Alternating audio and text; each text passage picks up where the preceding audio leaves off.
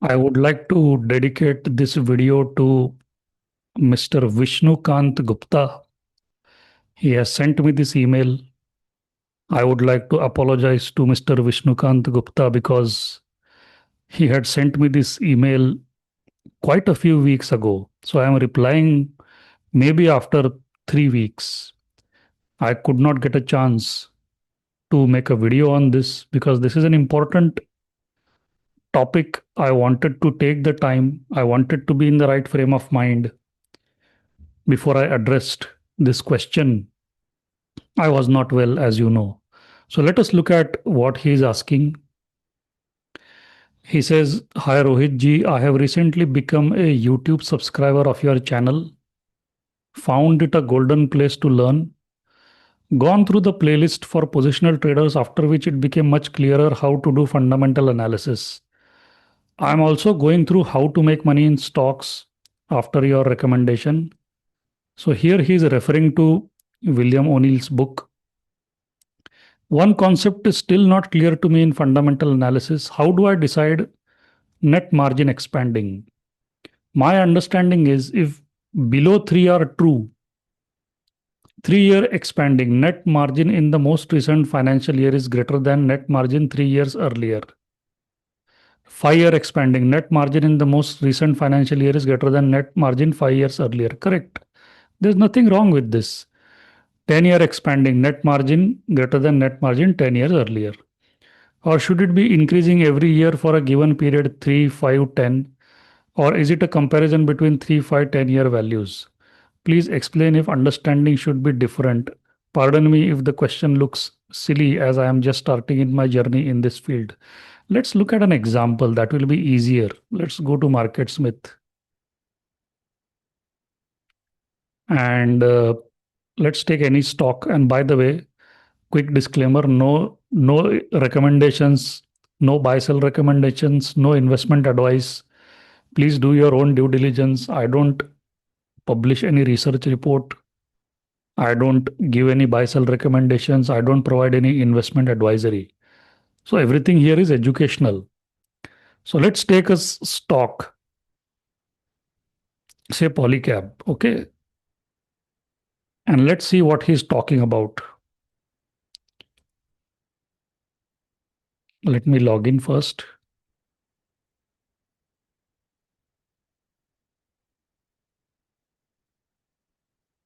Yeah, let's write Polycab.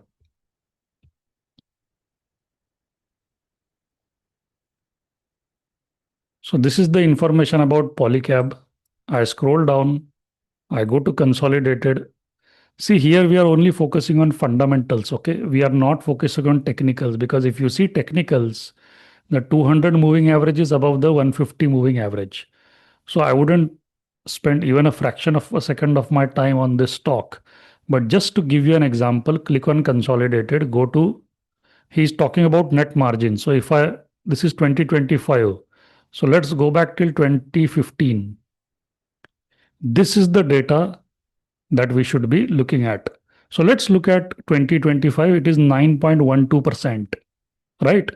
Let's see what was the number 3 years ago. So 3 years ago means 2025 minus 3, that's 2022, 7.53. So has the margin expanded in the past 3 years? Correct. Let's look at 5 years ago. So 2025 minus 5, 2020. So yeah, 8.75. So it has gone from 8.75 to 9.12, expanded.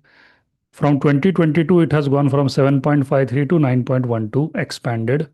10 years ago, which means 2015, it has gone from 3.49 to 9.12, expanded. So whatever he has written here, it's correct. This is correct, no problem. Then he is asking, or should it be increasing every year for a given period? Now let's look at this. So from 2022, let's say from 7.53, it goes to 9.15, increasing. From 9.15 to 9.99, increasing. From 9.99 to 9.12, that's a drop. Okay. So that drop does not mean you reject the stock. It simply means that it just adds to the risk. Imagine two stocks. Okay. One stock is where the margin expansion is like 3%, 4%, 5%, 6%, 7%, 8%, 9%. It is increasing sequentially. Like past 3 years, it is increasing.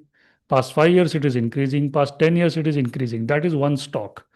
Imagine another stock which looks like this, where it increases 6, 8, 10, 7. Now, when you look at these two stocks, now you tell me in which stock there is less risk. Obviously, the one that is sequentially increasing because the company is doing something right. Maybe they are cutting cost, they are becoming more efficient. That is why year after year you see consistent increase in the margin. In such kind of a business where the margin suddenly drops from 10 to 7, there could be n number of reasons for that. Maybe the raw material cost has gone up, maybe the efficiency has gone down. We don't know what is the reason, but we can see the numbers. I am not saying we reject this stock. I am saying it just adds to the risk. And by the way, margin are just two factors out of the 12 factors that we see in fundamental analysis. Margin is only two factors.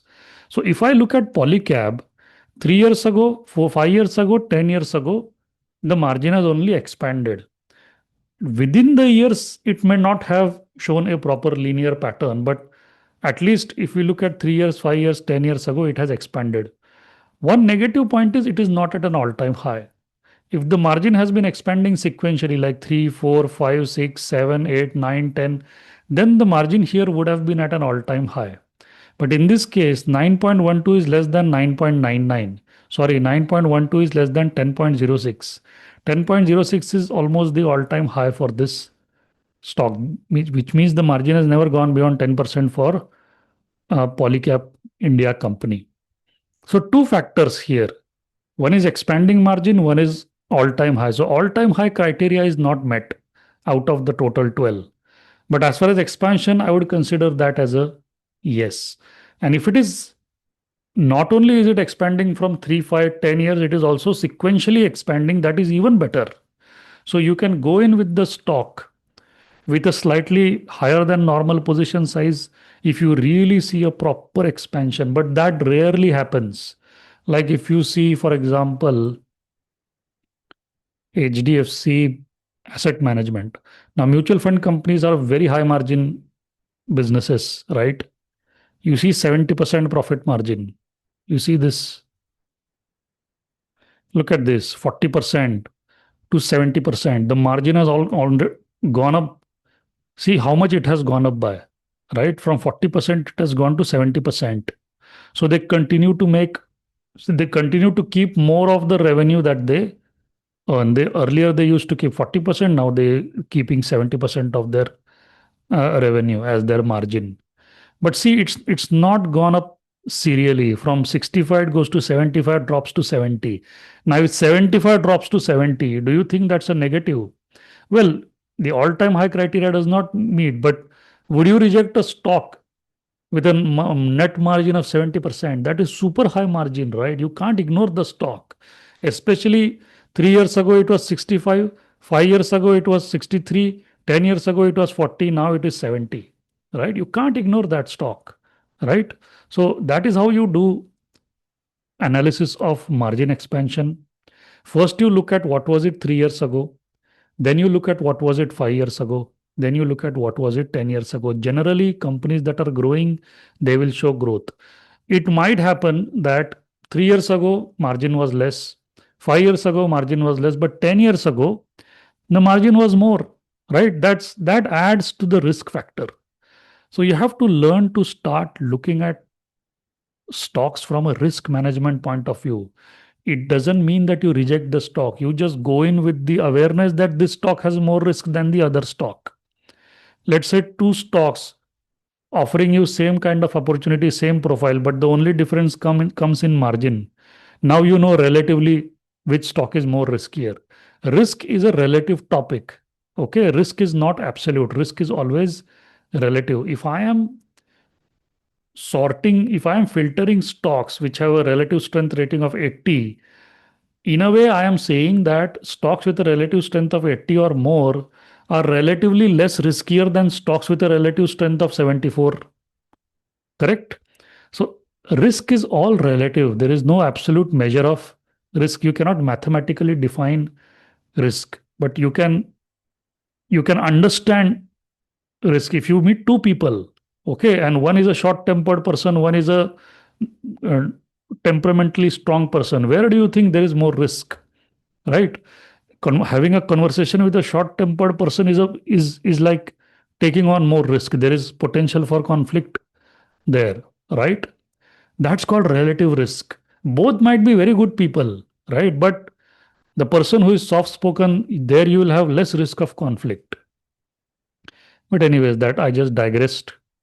Coming back to this email, I would like to thank Mr. Vishnukant Gupta for asking this question. And here he talks about a book, How to Make Money in Stocks. So if you are new to this channel, please read this book. This is written by William O'Neill. It's a red color book. And here he's talking about a positional trading playlist. So if I go to my YouTube channel, if you go to my YouTube channel, click on playlist. In playlist, you go to positional traders for positional stock trading. Okay, here you see there are 50 videos here in this playlist.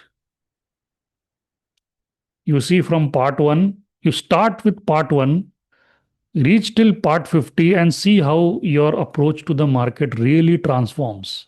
Okay, you might think it is too many videos, but if you just watch one video per day, your approach towards the market becomes very methodical and very professional. Especially the last video, see, it is 50 minutes. Take the time to watch the video. In this video, I really discuss base counting in detail. Okay, coming back to his email. So he's talking about playlist, he's talking about a particular book. These are important resources for you to go through. And the 12 criteria that I mentioned in fundamental analysis, it is covered in the playlist. Yeah, that's it.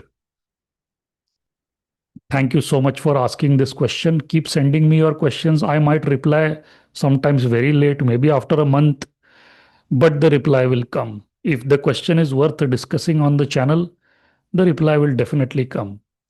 Thank you so much.